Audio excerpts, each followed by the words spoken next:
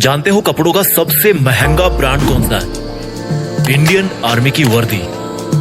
देश के गद्दारों को ऊपर वाला भले ही माफ कर दे, लेकिन एक फौजी किसी भी कीमत पे, यहां तक कि अपनी जान की कीमत पे भी उसको कभी माफ नहीं कर सकता। करोड़ों कमाने वाले भी ये वर्दी नहीं कमा सकते। दुनिया के जो बड़े बड़े करोड़पति अरबपति बन के बैठे हैं ना, जिनको आप टीवी पर सिनेमा में हीरो बने हुए देखते हो, वो भी नहीं है उस वर्दी को कमाने के लायक। क्योंकि वो वर्दी भाई पैसों से नहीं मिलती, वो पैसे में नहीं बिकती। अगर पैसों में बिकती तो हर कोई पहन के घूमता और अपने आप को फौजी बोलता। उस वर्दी को अगर कमाना है ना, तो पैसा नहीं चाहिए, पैसा नहीं बनाना उसके लिए, उसके लायक बनना है। अगर उस वर्दी को कमाना है ना, तो खुद की जिंदगी, खुद की माँ की खुशी और अपने बचपन के सभी दोस्तों के साथ को कुर्बानी पे लगाना पड़ेगा। और इस कुर्बानी की हिम्मत जिसमें होती है, वही फौजी बनने के लायक होता है। अगर इस वर्दी को कमाना है ना, तो खुद को हर मोह माया से बाहर निकालकर आग में तपाना है। कितना बड़ा दिल होता है उस माँ का जिसका बेटा या बेटी डिफेंस में होते हैं। कुछ पंक्तियां बोलना चाहता हूँ मैं उन सब खुश नसीब और हिम्मत वाले युवाओं के लिए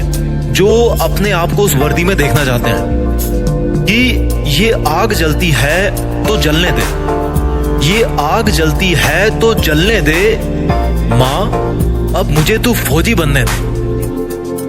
जाना है उस जगह, जाना है उस जगह जहां सुना है मन के मौजी बसते हैं। जाना है उस जगह जहां सुना है मन के मौजी बसते हैं। बहुत देख लिए दुनिया, चल अब फौजी बनते हैं। बहुत जीली नाकाम जिंदगी, चल अब देश के लिए कुछ काम करते हैं।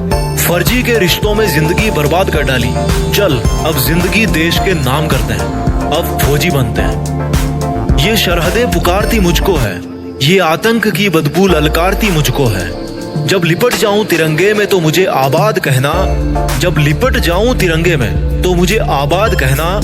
मेरी माँ पल्लू में छिपी हंसी तेरी बहुत प्यारी है, मेरी माँ पल्लू में छिपी तेरी हंसी बहुत प्यारी है। जब लिपट जाऊं तिरंगे में तो मुझे आबाद कहना, मेरी माँ पल्लू में छिपी हंसी तेरी बहुत प्यारी है। इसलिए मुस्कुराते हुए अपने लाल को गुड बाय कहना। ये मोबाइल के स्टेटस देख देख के थक गया हूँ, बन जाऊं मैं भी एक दिन सबका स्टेटस, खुद के इसी वादे में बंध गया हूँ। माँ के आंचल की खुशबू तो वैसे फीकी होती नहीं कभी, पर उसमें थोड़ी सी मेरी वर्दी की खुशबू भी मिला दूं ना, तो दोनों जहां यही मिल जाएंगे मुझे।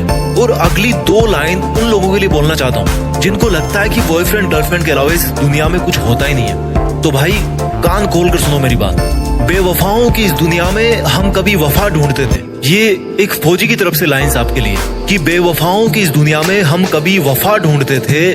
बड़े नासमझ थे जो रेगिस्तान में कमल ढूंढते थे। अरे बेवफा तुम्हारे लिए हम मरने का वादा करते थे ना, अरे बेवफा तुम्हारे लिए हम मरने का वादा करते थे ना। लेकिन सुन, इस वर्दी के लिए तो बार बार पैदा होकर मरने का मन करता है।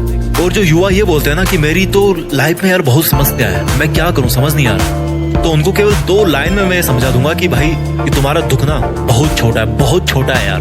कि हमने समंदर को भी सूखते देखा है, हमने समंदर को भी सूखते देखा है, जब जब मेहंदी वाले हाथों ने मंगलसूत्र उतार के रखा है। जिंदगी में समस्या किसके पास नहीं है, पर एक वो इंसान भी है जो फौजी की वर्दी में हर समस्या का सामना करके अपना फर्ज निभाता है, लेकिन फिर भी रोता नहीं है, मुस्कुराता है। वो फौजी जो हर बार छुट्टी से वापस आते समय यही बोल के आता है कि जल्दी फिर लौट के आऊंगा। लेकिन ये किसी को नहीं पता होता, उसको खुद को भी नहीं पता होता कि वो फिर जल्दी कब आने वाला है ना हिम्मत, है ना हिम्मत। मैं जीत फिक्स के मंच से उन सभी फौजी भाइयों को सलाम करता हूँ और उन पोटेंशियल यूथ को मोटिवेट करना चाहता हूँ जो फौज में भर्ती होने का सपना अपने मन में ठान चुके हैं। क्योंकि दुनिया में देश का नाम करने का इससे बेहतर कोई दूसरा तरीका नहीं हो सकता। मैं सैल्यूट मारता हूँ फौजियों को जो एकमात्र रियल हीरो है इस कंट्री के।